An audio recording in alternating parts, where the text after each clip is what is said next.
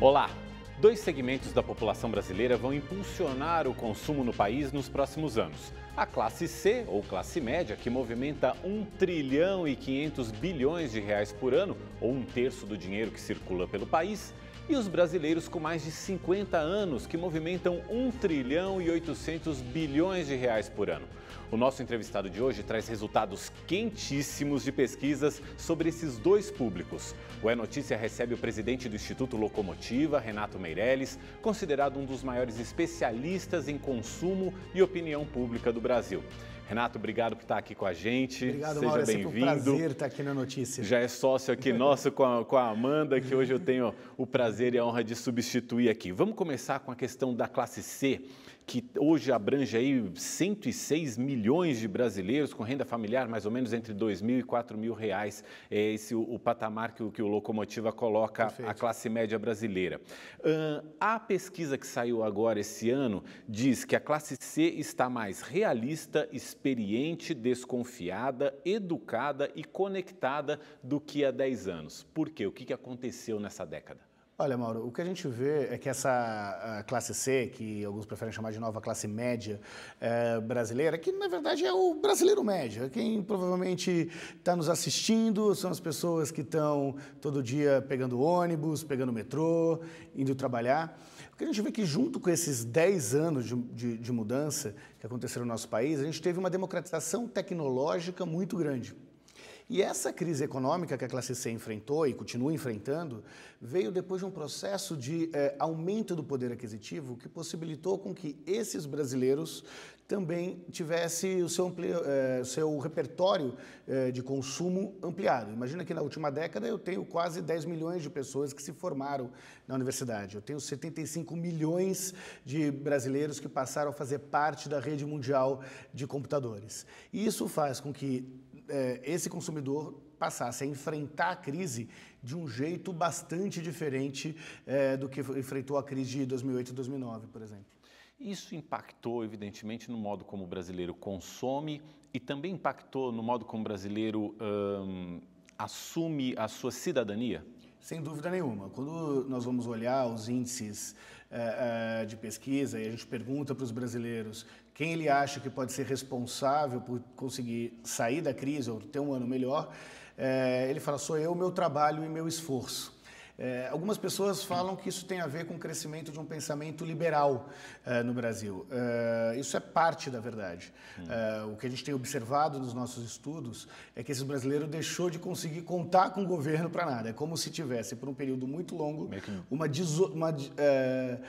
desilusão sobre a capacidade que o governo tem em fazer algo melhor para as pessoas. Desistiu do governo. Então, meio que desistiu, viu que não adianta mais só ficar reclamando, está arregaçando as mangas e chamando para si a responsabilidade sobre a melhora de qualidade de vida. E mesmo com a crise, a gente teve a crise ali de 2008, mas depois o que pegou muito fortemente aqui no Brasil foi a crise a partir de 2014, que a gente vem sofrendo as consequências até hoje. Mesmo assim, a classe média hoje é maior do que há 10 anos.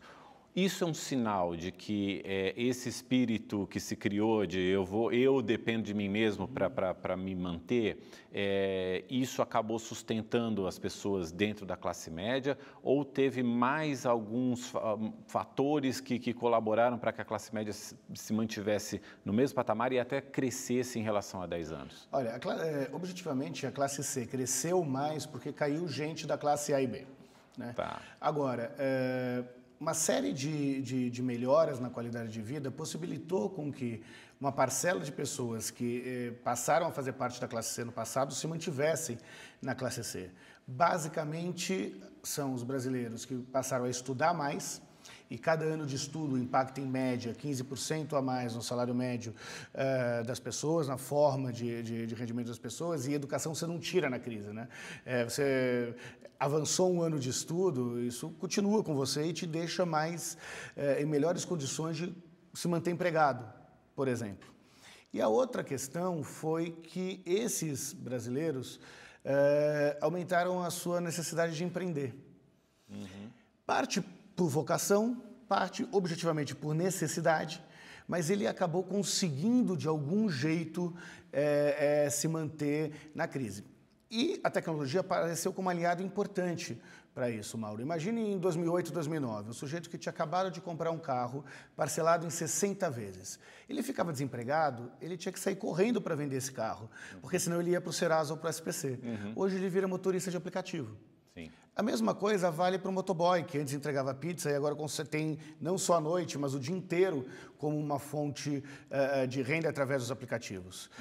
As pessoas podem dizer que isso é uma precarização do trabalho, em alguns movimentos, de fato, pode ser, mas o que a gente tem observado é que, se não fossem esses aplicativos, um monte de gente não ia ter o que colocar para comer dentro da sua casa. Para o telespectador aqui da notícia ter uma ideia, eu tenho no Brasil quase 18 milhões de pessoas que, de alguma forma, recebem alguma renda por aplicativos. Se eu pego entre os 18 milhões. 18 milhões de pessoas. Vale tudo, vale da boleira, ao entregador do aplicativo de comida, ou ao motorista de aplicativo, ou, como muitos de nós, aquela pessoa que sempre vende algum produto usado através de um site. Né? Mas, por outro lado, quando você pega só os autônomos, eu tenho 3,8 milhões de autônomos que têm como principal fonte de renda um aplicativo.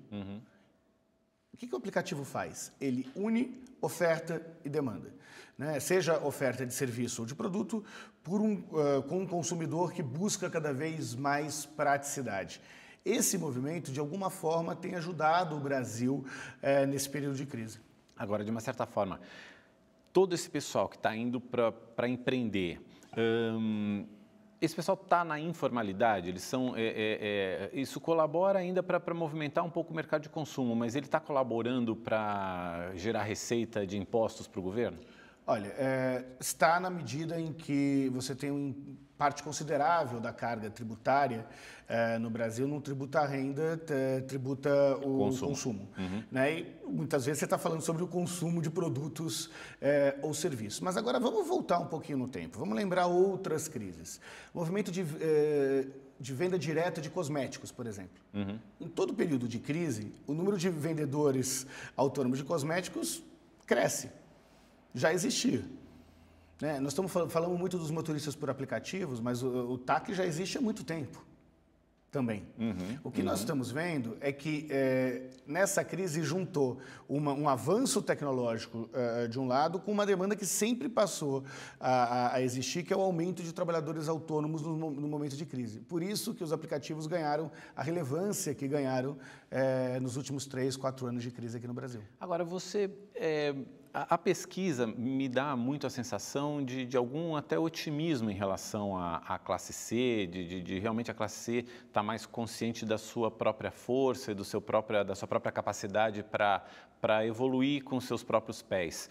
Mas e a ascensão da C para B? Você falou que houve um movimento contrário na crise, que muita gente caiu de classe e por isso a classe C acabou até crescendo um pouco com a crise. E o contrário, o movimento contrário, o que limita nesse momento a ascensão de quem está na C para passar para B e para passar para A? Olha, a gente tem visto dois grandes limitantes, né? O primeiro é a conjuntura econômica efetiva que não está possibilitando a geração de empregos na velocidade em que os brasileiros gostariam que tivesse. A segunda é ainda mais preocupante do que a falta de emprego, que é a falta de perspectiva educacional no Brasil. Você teve, durante esse processo de ascensão econômica do Brasil, um movimento de pessoas que sonhavam em fazer universidade, coisa que no passado não existia nas camadas mais pobres da população brasileira. Não existia nem sonho. Não existia nem sonho. Você fala, o que você quer ser quando crescer? Era sempre alguma profissão que não exigia curso superior. Isso tinha mudado com o crescimento da economia brasileira e com um conjunto de políticas de inclusão, né, para isso, e nos últimos anos isso começou a voltar para trás. O que é um problema para o desenvolvimento da sociedade brasileira como um todo e da classe C de forma mais específica. Da classe C porque essas pessoas não conseguem estar enxergando a possibilidade de fazer um curso profissionalizante, de se formar no curso superior, deixa de ter de acreditar que o governo está tentando igualar as oportunidades para todos. Do ponto de vista da sociedade brasileira, isso é bastante grave, porque vamos supor que a nossa crise econômica acabe. Em algum momento ela vai acabar. Pode demorar mais, pode demorar menos, mas são ciclos econômicos que de alguma forma sempre atuam aí na sociedade. Quando a economia brasileira voltar a crescer, nós vamos ter os engenheiros necessários para ter as estradas feitas no Brasil para evitar o desperdício, nós vamos ter uma mão de obra qualificada para isso. Então, se fala muito em produtividade, só que na prática se investe pouco em educação. Pelo contrário, o que a gente tem visto nos últimos meses é a criminalização dos profissionais de educação, como se o problema do Brasil fosse o professor, como se não fosse a violência, como se o problema do Brasil fossem os alunos e o excesso de universidade, não a falta de universidades que, infelizmente, faz com que a grande maioria dos brasileiros não tenham acesso ao ensino superior. A gente teve um período muito grande, vamos chamar assim, um período de bonança, principalmente no governo Lula, o começo do governo Dilma, e o governo insistiu muito em políticas de distribuição de renda, houve um forte movimento de criação de emprego, porque a economia, de fato, estava bastante pujante, mas a gente conseguiu, de fato, aproveitar esse momento? O que a gente herdou desse momento para hoje? Uma crítica que se faz aos governos petistas é que o governo conseguiu formar uma massa de consumidores, deu acesso ao mercado de consumo, mas não criou uma massa de cidadãos. Até que ponto dá para detectar a herança que vem desse período para cá? Olha, quando as pessoas passaram a consumir mais, porque tinha mais emprego. Né? É verdade que teve um processo de expansão do crédito, mas também é verdade que você teve um processo de aumento real do salário mínimo de um lado e de um número maior de brasileiros passando a ter no mercado formal a sua maior fonte de renda. Junto com esse período, você também teve uma ampliação de acesso à educação, que sempre numa velocidade menor do que foi o acesso à renda. As pessoas que melhoraram a sua educação são as que conseguiram se blindar melhor durante o período de crise. As que não conseguiram avançar na educação sentiram mais os efeitos da crise. A questão básica que tem que ser discutida, e isso vale para o governo do PSDB, para o governo do PT, ou para o atual governo do presidente Jair Bolsonaro, é quais dessas mudanças deveriam, de alguma forma, continuar avançando independente do governo. Quando você olha a educação, que para mim pode ser um bom exemplo, você teve um processo de universalização do ensino básico e do ensino médio, na época em que o ministro da Educação era o Paulo Renato, no governo Fernando Henrique ainda. Você teve um avanço aí para os ensinos técnicos e para o ensino superior com a gestão do presidente Lula nesse período. E agora, qual é o plano que se faz para a educação, além do contingenciamento que tem sido dito atual pelo governo? Política de Estado tem que estar acima do governo de ocasião, acima das ideologias político-partidárias que tentam, quando lhe convém, criminalizar um setor ou fortalecer outro setor. É isso que garante o desenvolvimento de uma sociedade como um todo, no Brasil e no restante do mundo. O que a gente tem visto acontecer agora é uma confusão muito grande entre o que é do Estado e o que é do governo, e um rompimento com algumas políticas públicas que garantiam, mesmo que lentamente, mesmo que ainda muito aquém do que todos nós gostaríamos, o avanço da sociedade brasileira.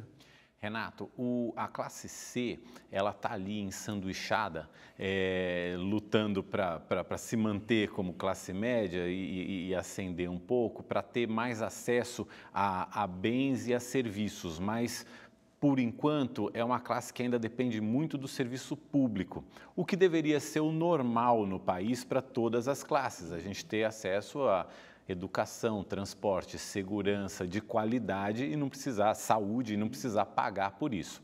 Como se comporta a classe C enquanto consumidora de serviços públicos? Olha, o que a gente tem visto, Mauro, é uma classe C que melhorou a sua régua de qualidade. Então, quando você passa a poder escolher dentro de uma gôndola de supermercado o produto da marca A ou o produto da marca B, Quando você começa a ter noção maior do imposto que você paga, você entende que o serviço público é contrapartida desse imposto. E mais do que reclamar sobre o tamanho dos impostos, o que ela reclama é sobre a qualidade dos serviços públicos que têm sido oferecidos para ela nos últimos tempos. E o problema da classe política é que ela não entende essa realidade cotidiana das pessoas. O brasileiro médio não quer saber se o Estado é grande ou se o Estado é pequeno. Ele quer um Estado que funcione. Ele não quer saber se a escola é pública ou não. Ele quer uma escola gratuita e de qualidade. Aliás, o maior programa de parceria público-privada que já foi feito no Brasil é o ProUni, que era uma política pública operada pela iniciativa privada. Então, enquanto a classe governante, os políticos tradicionais ficam querendo discutir assuntos que interessam pouco para a população brasileira, o que ela quer é a busca da eficiência. Né? O tamanho em si do Estado, se a política pública é operada pelo serviço público ou pela iniciativa privada, é menos importante do que ter vaga para todos no Sistema Único de Saúde, do que ter vaga para todos na universidade. Mas ela quer um serviço público de qualidade ou ela quer ascender de condição social que permita ela ir para o serviço particular? Ela quer as duas coisas, na verdade. O que, na visão da grande maioria dos brasileiros, a principal função do Estado é oferecer igualdade de oportunidades para que cada um consiga chegar aonde conseguir chegar. Existe, infelizmente, uma falsa disputa entre meritocracia ou igualdade de oportunidades. É uma disputa que aumentou muito durante o período de polarização política que o nosso país, infelizmente, vem vivendo. O que ele acredita? A população brasileira acredita na meritocracia. Ela acredita que se alguém trabalhar mais, tem que conseguir mais. Mas ela também acredita que aqueles que sempre foram ricos saem muito na frente numa corrida de 100 metros. O que ela espera é que o governo consiga, através de educação, vagas em escolas de boa qualidade, através de um mínimo de serviços públicos, garantir com que o filho do mais pobre tenha as mesmas condições de vencer na vida do que os filhos dos mais ricos. Ou seja, a população brasileira entende o óbvio, que só existe meritocracia quando existe igualdade de oportunidades. Ninguém que ganha uma corrida de 100 metros, largando 50 metros na frente, ganhou porque tem mais mérito. Ganhou porque largou na frente. Agora, esse questionamento em relação à qualidade dos serviços, esse questionamento em relação ao Estado garantir uma igualdade maior de oportunidades para que todo mundo possa se desenvolver por conta própria. Qual o limite disso? Eu digo assim, a paciência das pessoas, a paciência da classe C, que é a maioria da população, vai até onde? Olha, eu dei uma entrevista no início do ano falando que o governo tinha 6 meses para mostrar que veio. Já passaram 5. Já passaram 5 e a população já começa a mostrar a sua insatisfação com o atual governo, em especial as pessoas que votaram no candidato Jair Bolsonaro no segundo turno e não no primeiro turno. Porque essa é uma insatisfação que vem de antes, inclusive, claro. Ou seja, é um acúmulo aí que é uma onda, essa onda foi se formando lá atrás e que está chegando agora aqui na praia. E que mostra uma insatisfação da classe política como um todo. Se a gente for olhar o processo de eleição do atual presidente, foi uma opção que a população fez por trocar o certo pelo duvidoso. Essa insatisfação com a classe política já existia na eleição de 2014. As pessoas já não gostavam da ex-presidente Dilma, já estavam insatisfeitas com o governo, mas preferiam, naquele momento, a certeza de um governo mal avaliado, mas que tinha alguns programas que marcavam claramente isso, quando comparado com a não proposta do senador Aécio Neves naquele momento. Na época candidato. Na época candidato a presidente pelo PSDB. Na última eleição presidencial, a população não queria mais o certo. O certo não se satisfazia. Foi uma eleição antissistema. O candidato Jair Bolsonaro, mesmo sendo da política tradicional, sendo há 27 anos deputado, na radicalização do discurso, mas principalmente após a facada que ele sofreu, o atentado contra a sua vida que ele sofreu, ele meio que personificou o antissistema. Nós tivemos a oportunidade de acompanhar com pesquisas durante todo o processo eleitoral, e é impressionante como no momento em que ele foi vítima da facada, uma parcela grande dos eleitores falaram: se tentaram matar o homem, é porque ele estava incomodando. Sim. E ele se manteve num discurso radical contra a política tradicional e se manteve num discurso contra o sistema. Acontece que ele virou sistema. Hoje ele é governo. E a população começa a querer cobrar aquelas expectativas que foram criadas durante o processo eleitoral. Como a população achava que o responsável maior pela crise econômica era a corrupção dos políticos, era a classe política como um todo, ela achava que uma ruptura com a classe política tradicional iria resolver os problemas econômicos. Não é isso que ela tem encontrado. Uhum. E essa paciência você acha que é a lua de mel de 6 meses? É uma lua de mel de 6 meses que já está chegando no fim e que, se não tiver efetivamente melhoras na economia do cotidiano das pessoas, no salário, na geração de emprego, nas melhores condições de consumo para que esse brasileiro tenha condições de voltar a sonhar em melhorar de vida, nós vamos ter um desgaste acelerado do atual governo. Mas, ao mesmo tempo, enquanto tem gente que está indo para a rua para pedir, principalmente pela educação, tem gente que está indo para a rua também defender o governo, defender as pautas do governo. Ou seja, o governo ainda tem uma base de apoio considerável. O governo tem uma base de apoio muito considerável, né? Você pode olhar os resultados das pesquisas de duas dimensões. A velocidade em que o apoio do governo foi perdendo força, né? O quanto a boa vontade da população foi perdendo força, isso tem acontecido uma velocidade muito grande. Mas, por outro lado, existe uma parcela do eleitorado do atual presidente e ex-candidato Jair Bolsonaro que se mantém. Eu diria que o piso disso vai dar entre os 15% e 20%, com aquelas pessoas que antes da facada já acreditavam em depositar sua esperança no Jair Bolsonaro. São as pessoas que concordam com ele também com relação à prática às pautas relacionadas a costumes, por exemplo. Agora, e não é à toa, é graças a essa preferência consolidada que em todo momento em que o presidente era chamado a construir o consenso, ele não aproveitava essa oportunidade, pelo contrário, voltava a radicalizar e a falar para esse pouco mais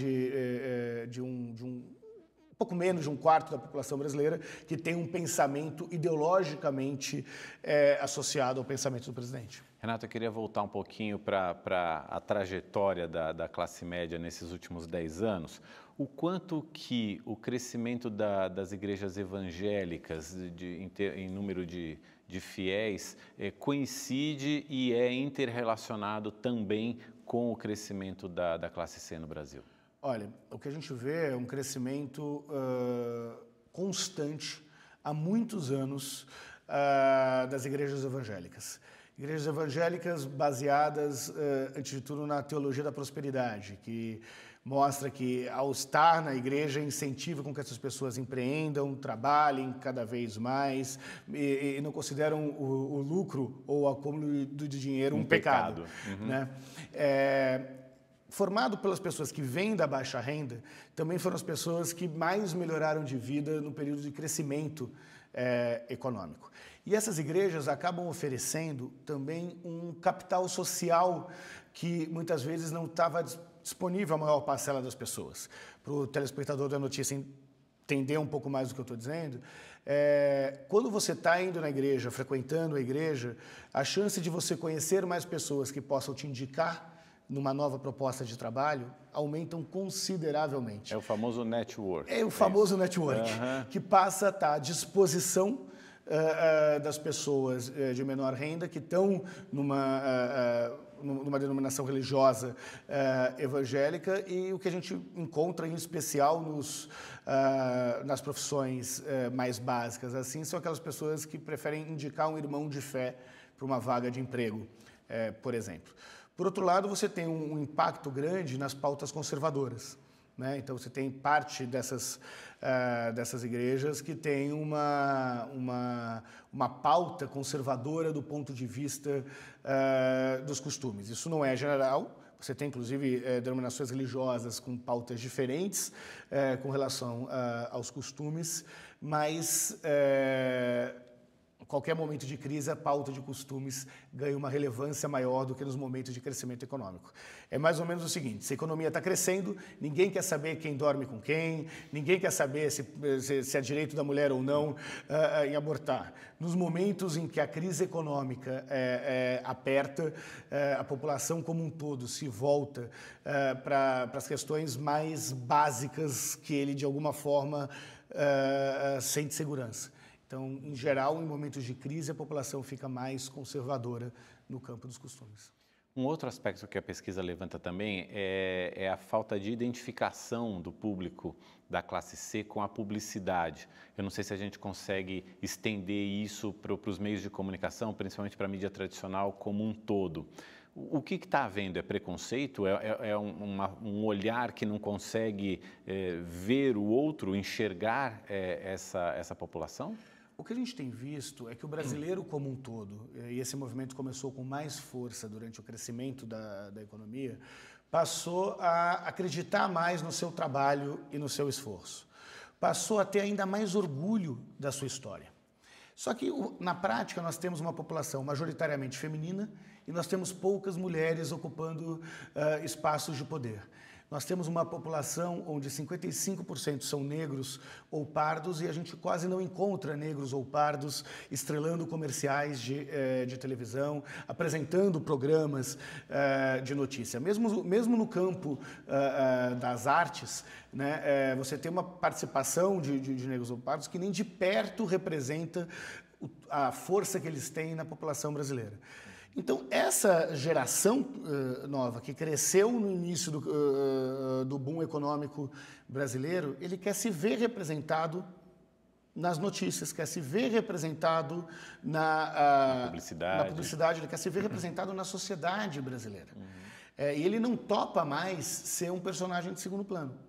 Por isso que mesmo com investimento publicitário de centenas de milhões de reais, você consegue encontrar ainda uma parcela da população brasileira que se vê representado no comercial. A gente veio falando da evolução da classe média nos últimos 10 anos, mas o que a gente pode esperar dessa classe média para a próxima década? Você, durante várias respostas suas, você frisou muito a questão da educação. A formação, a educação formal, a preparação para o mercado de trabalho vai ser fundamental para definir o futuro dessa classe média? Olha, eu acho muito difícil acreditar que o Brasil vai ter uma recuperação econômica com fôlego, uma recuperação econômica que dure no tempo, uma recuperação econômica sustentável, sem que a educação seja a prioridade absoluta dos investimentos. Que é algo que a gente não tentou ainda, né? Não de forma consistente, né? Você tem um programa, outro programa, aí muda o governo. Mas não me parece que a sociedade tenha abraçado a causa da educação e cobrado, fala assim, não, é isso que nós queremos. Se precisar desistir de todo o resto, investe só em educação, porque é isso que vai nos dar o futuro. E esse discurso ainda não está consolidado. Ainda não está, mas se a gente for... E não está por algumas razões. Não está porque o movimento de democratização da educação é historicamente recente no Brasil. Não se dá porque os pais e as pessoas mais velhas não tinham acesso a essa educação para poder cobrar uma melhor educação para os seus filhos. Tanto que hoje muitos estão satisfeitos com o nível da educação Exatamente, dos filhos. Porque eles não têm régua, parâmetro de comparação. Agora, tem uma nova geração aí que vem mais escolarizada e que tem melhores condições de cobrar a qualidade da educação. Vamos pegar um exemplo concreto que tem acontecido na pauta política atual no Brasil. Você tem... O único movimento que foi capaz de furar a bolha e a polarização política do Brasil nos últimos tempos foram as manifestações da educação, onde era possível se encontrar vários eleitores de pessoas que votaram no Bolsonaro, mas não concordam com o corte de verbas na educação, que não concordam com ministros da educação que, ao invés de entrar numa discussão de mérito dos problemas reais que acontecem na educação brasileira, preferem entrar na polarização, na desqualificação do outro campo, no não debate, né, numa troca de acusação que não incentiva realmente o debate. E essa postura que o atual governo tem tido no campo da educação é um dos principais responsáveis pelo desgaste desse governo. E é o que faz com que várias pessoas que não são de esquerda, que não têm absolutamente nenhuma identidade com algumas das pautas da esquerda, saiam na rua em defesa da educação. Ou seja, a gente tem, talvez, aí desse limão, poder fazer uma limonada, ter uma oportunidade aí de discutir dessa vez de uma forma mais séria, mais profunda, a necessidade mesmo de ter uma educação para o nosso desenvolvimento. É quase uma esperança, porque a educação é o tipo de tema que é tão importante que não pode estar à mercê da disputa político-eleitoral, que não pode estar à mercê das brigas ideológicas. E se a gente for ver o setor que mais deu problema ao governo Bolsonaro desde o início, foi a postura que o ex-ministro da Educação e o atual ministro da Educação têm tido com relação às pautas educacional. Desde diferente de um discurso de quem não queria ter ideologia nas escolas, tem um ministro da Educação que manda uma carta falando para as pessoas cantarem o hino nacional e falar o slogan da campanha da candidatura dentro de sala de aula, o que é completamente contrário à narrativa que foi feita durante a campanha de combate a uma possível ideologia nas escolas, a escolher o professor como o inimigo do Brasil, como se de fato o problema que existe na sociedade brasileira fossem os professores, né? E não fossem a falta de verba, a falta de políticas contínuas de educação ou a violência nas escolas, que é um outro tema, infelizmente, muito presente ainda na sociedade. Renato, a conversa tá boa, eu vou te pedir licença um minutinho para a gente fazer um rápido intervalo e na volta eu vou conversar com o Renato Meirelles sobre um outro público importantíssimo aqui no Brasil, que são as pessoas com mais de 50 anos. O É Notícia volta já já. O É Notícia está de volta com o presidente do Instituto Locomotiva, Renato Meirelles. A gente já falou da classe média brasileira e agora a gente vai conversar sobre um outro mercado consumidor poderoso no Brasil, as pessoas com mais de 50 anos. Hoje esse público representa 1/4 dos brasileiros e movimenta 1 trilhão e 800 bilhões de reais, é 40% do dinheiro que está em circulação. Quais são as perspectivas para esse público? E esse público está sendo devidamente enxergado pelas empresas como uma oportunidade? Olha, Mauro, esse é o único público que, faça chuva ou faça sol, não vai diminuir. Aliás, tende a aumentar, Eles tendem a aumentar, o Brasil está no fim do seu bônus demográfico, que é aquele momento em que você tem mais gente em idade economicamente ativa do que crianças e pessoas mais velhas. Hoje são 54 milhões de pessoas, nós vamos chegar a quase 100 milhões em 2050, onde deve ser 43% da população brasileira. Esse público, que se fosse um país, estaria no G20 do consumo mundial, consumindo 1,8 trilhões de reais, ele é um público com características muito próprias, né? Porque, de um lado, você tem pessoas que chegaram a declarar o telefone fixo no imposto de renda, né? E que estão convivendo com nativos digitais que não entendem o significado da expressão caiu a ficha porque nunca usou o orelhão na vida. Você tem pessoas que passaram por outras crises econômicas, que passaram por períodos de hiperinflação, né? Mas, ao mesmo tempo, são pessoas que, graças às aposentadorias, têm renda fixa, o que o torna, de alguma forma, menos sensível às crises econômicas, na medida em que ele tem uma renda fixa, né? Só que essas pessoas não se veem representadas objetivamente nas propagandas, não se veem representadas no desafio estratégico das empresas. A gente teve, nesse período de crescimento econômico que o Brasil viveu até 5 anos atrás, quase uma ditadura jovem, né? Quase uma imagem de que para ser bonito você precisava ser jovem. Quase uma imagem de que para dar certo e para estar antenado nas coisas que aconteciam, você necessariamente tinha que ser jovem. E aí a associação com o envelhecimento, ao invés de ser algo vista com olhar positivo, como em países europeus, por exemplo, passou a ser visto como um detrator, né? É só perguntar, você fala, o fulano é muito velho. Em geral, as pessoas acham que nós estamos falando bem ou mal dessa pessoa. É velho, é ultrapassado. Velho é ultrapassado, é aquilo que está para trás. Perdeu a capacidade de fazer determinadas atividades. E isso é muito ruim. é muito ruim do ponto de vista dos valores de uma sociedade que deixa de valorizar a experiência, mas muito ruim também porque coloca no constrangimento uma parcela crescente da população brasileira. Crescente com poder de consumo, né? Um enorme poder de consumo. Os brasileiros com mais de 50 anos, o que nós chamamos lá no Instituto Locomotiva de Grey Power, são o maior mercado consumidor no Brasil. Um mercado de pessoas que, como eu já disse, já passaram fome na vida, que sabem outras crises econômicas, mas que acreditam mais na sua própria capacidade de conseguir melhorar de vida. Agora, as empresas não enxergam do ponto de vista do consumo e não enxergam também do ponto de vista do trabalho. É isso, quer dizer, contratar uma pessoa com mais de 50 anos no Brasil ainda é uma luta, né? É uma luta muito grande, ainda mais no momento em que se discute a necessidade da reforma previdenciária, como nós estamos discutindo. Então, está todo mundo falando para as pessoas trabalharem mais tempo, que existe uma necessidade de aumentar a idade mínima para a aposentadoria, mas tem pouca gente discutindo quais são as profissões que estarão à disposição dessas pessoas. E criar condições para que essas pessoas, de fato, permaneçam hoje no mercado de trabalho. Hoje nós temos a lei do estágio, hoje nós temos a lei do menor aprendiz, e nós não temos nenhuma lei que garanta... Do maior... para as pessoas mais velhas a continuarem trabalhando. Boa parte das profissões que essas pessoas desenvolveram na sua vida inteira estão deixando de existir. Pega essa parcela, esses 54 milhões de brasileiros com mais de 50 anos de idade. Mauro, assim, pouco mais de um quarto só acessa a internet.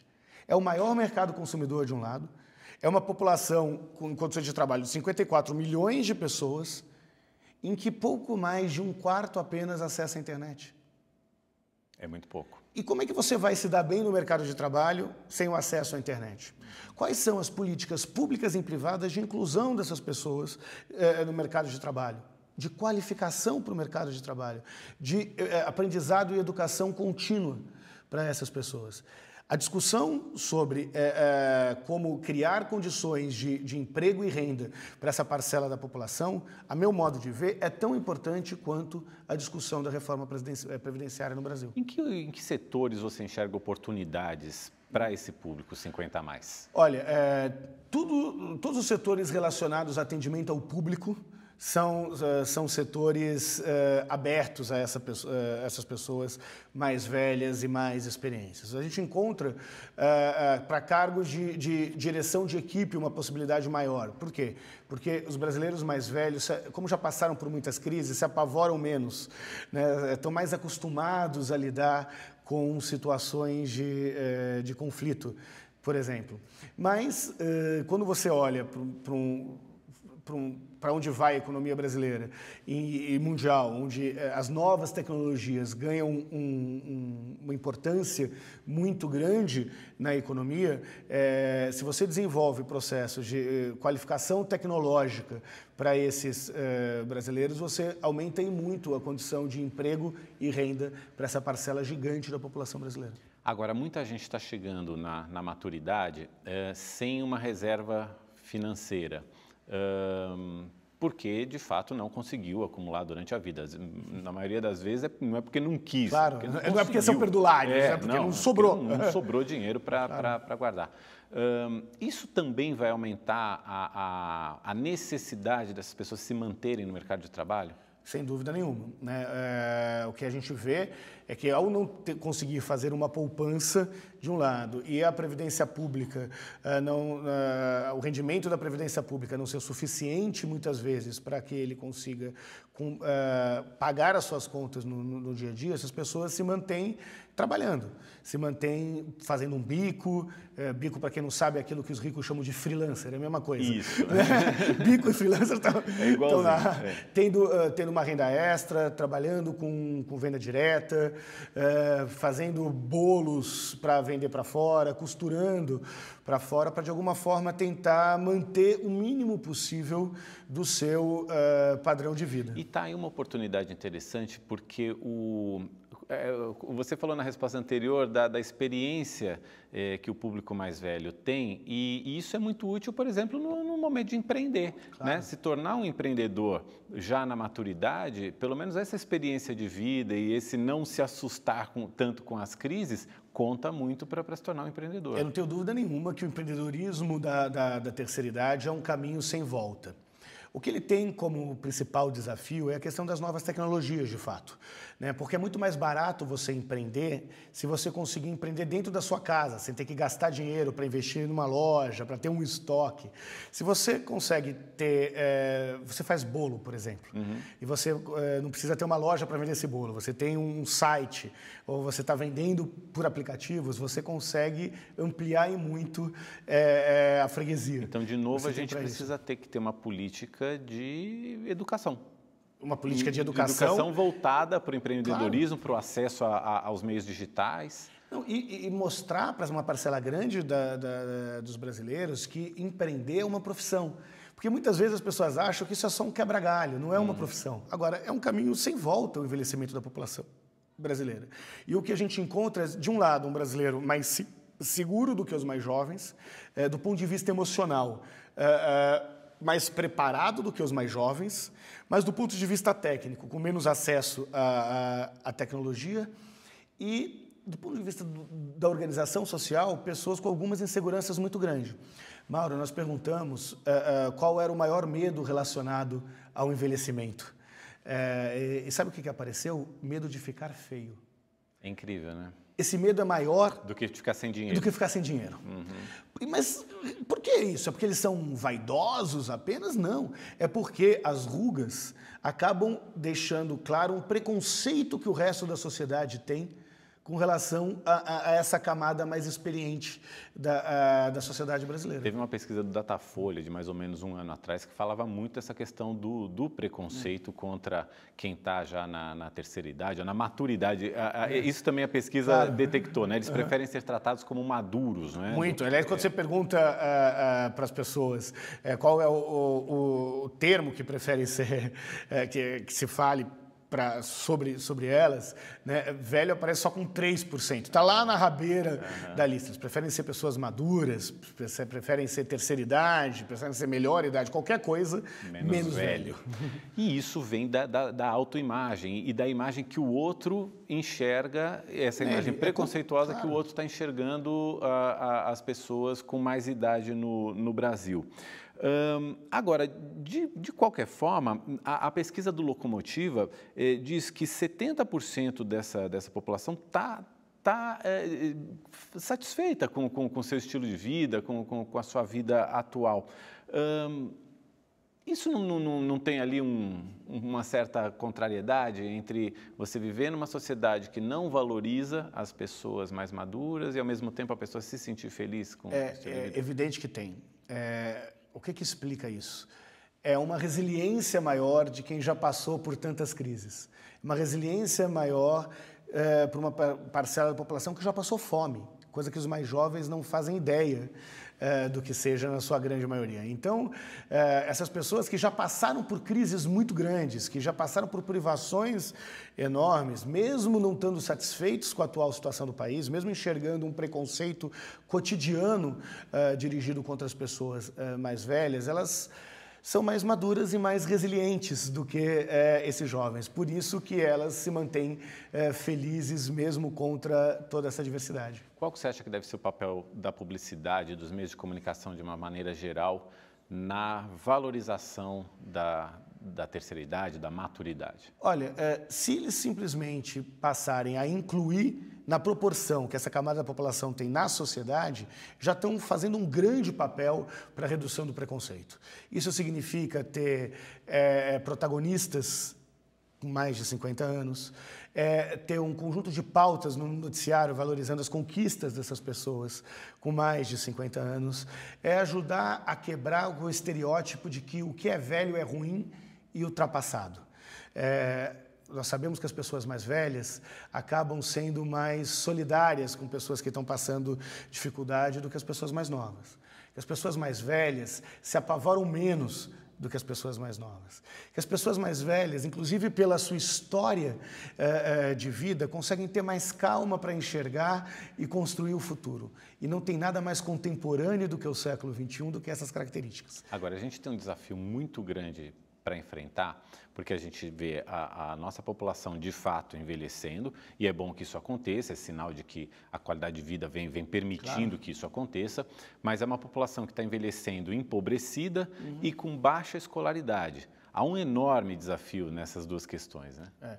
Esse é o maior desafio do processo de maturidade da sociedade brasileira. Você tem outros países que acabaram o bônus demográfico tendo aproveitado ao máximo, na sua plenitude, o crescimento econômico que o bônus demográfico traz. Enriqueceu e depois envelheceu. Exatamente, as pessoas ficaram ricas e depois envelheceram. Hoje, não. Hoje o Brasil está mais pobre e a população envelhecendo, sendo que você não tem nem no serviço público, nem no setor privado, um espaço preparado para essa população. Imagina que dos 54 milhões de brasileiros com mais de 50 anos, 13% moram sozinhos.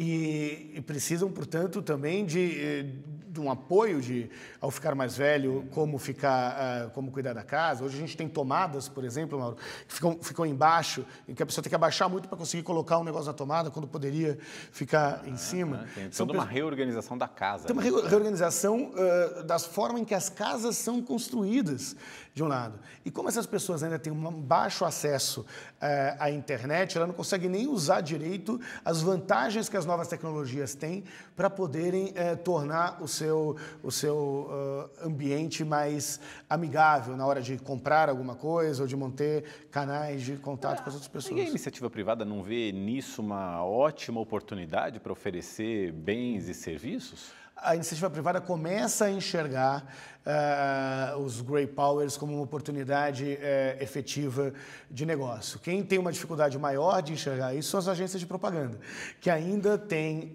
uma visão muito mais millennium-oriented, né? Ou seja, estão orientados muito para os milênios e acabam não enxergando que esses Grey Powers, os brasileiros com mais de 50 anos, são quem concentram efetivamente a maior fatia do dinheiro brasileiro. Você falou que na crise a tendência é a sociedade ficar mais conservadora.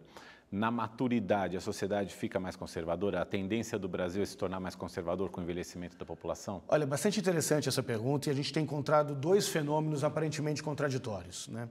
Você tem, sim, uma parcela mais conservadora entre os brasileiros mais velhos, de um lado, mas é um conservador mais no discurso do que na prática. Porque, objetivamente, essas pessoas conheceram outros casais que se divorciaram. Conheceram mulheres que, por circunstâncias da vida, resolveram tirar um filho. Já tiveram na comunidade onde cresceram pessoas que se perderam no mundo das drogas e depois conseguiram se reabilitar. Então, ao mesmo tempo que, do ponto de vista da visão sobre o costume, são pessoas mais conservadoras, na prática, elas são muito mais generosas e tolerantes com outras camadas da sociedade, porque ela já passou por isso muitas vezes. A gente está chegando já ao fim do programa. Eu vou te propor aqui um pinga-fogo, vou te falar algumas expressões e vou te pedir para você responder rapidamente. Qual é o maior desejo do brasileiro? Conquistar os seus sonhos com o seu próprio esforço. E o maior desafio? Igualdade de oportunidades. Governo Bolsonaro. Pior do que a pior expectativa que poderia se ter com relação ao governo, analisando sempre da lógica da opinião pública. Reforma da Previdência. Uma necessidade, a questão é quem paga a conta. O papel do Estado. Igualdade de oportunidades. Se você abrisse uma empresa hoje, qual seria? Uma empresa de novas tecnologias para lidar com o sistema financeiro. Para ter sucesso no Brasil, uma empresa precisa? Sorte, resiliência e muito trabalho. Sorte? Precisa de sorte, sim, infelizmente, né? Quando você tem uma sociedade que oferece igualdade de oportunidades, você não precisa de sorte, você só precisa de competência e trabalho. Mas hoje você precisa ter a sorte de conseguir legalizar a sua empresa, a sorte de não ter uma mudança de lei que prejudique o seu negócio, você precisa ter a sorte de não ter alguém atrapalhando o seu negócio. Não basta apenas competência. A gente entrevistou o Renato Meirelles, presidente do Instituto Locomotiva. Super obrigado, Meirelles. Olha, se você quiser assistir a essa entrevista ou todas as outras aqui do É Notícia, você pode ir lá no site do nosso programa, no portal da Rede TV e também pode acompanhar pelo Twitter e pelo Facebook. Eu te agradeço muito pela sua companhia. Até a semana que vem. Tchau, tchau.